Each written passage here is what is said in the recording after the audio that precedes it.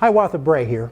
I've shown you some pretty odd gadgets. This might be the oddest one yet. It's from a phone company called Kyocera in Japan, and it's being sold by Sprint.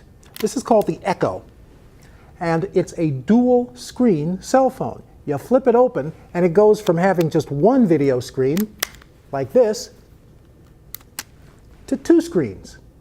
It's sort of like an instant tablet computer that fits in a shirt pocket. The Echo is a little thicker than your typical cell phone, but not much. It's got a 3.5-inch diameter screen, but it's actually got two 3.5-inch diameter screens, one of which is mounted directly beneath the other. A brilliantly designed little hinge mechanism lets you flip the top screen open and fully expose the one at the bottom. It's a very nice piece of engineering. Why in the world would you need a dual screen cell phone? Well, there are a couple of reasons. Say you like doing a lot of web surfing. When you fold this out, you can now effectively double the screen dimensions of your web page. But the dual screen can be even more useful because you can actually run some applications simultaneously, with one running in one screen and an entirely different app in another.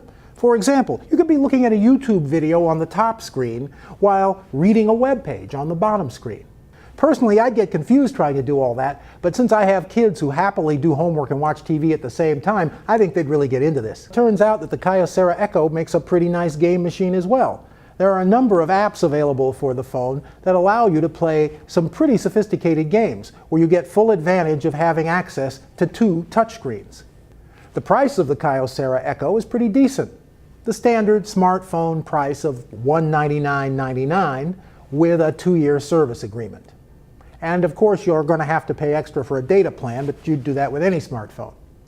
Drawbacks? Yeah, a few. For one thing, battery life isn't great. I was using this to watch a movie, and it pretty much drained the battery after a couple of hours.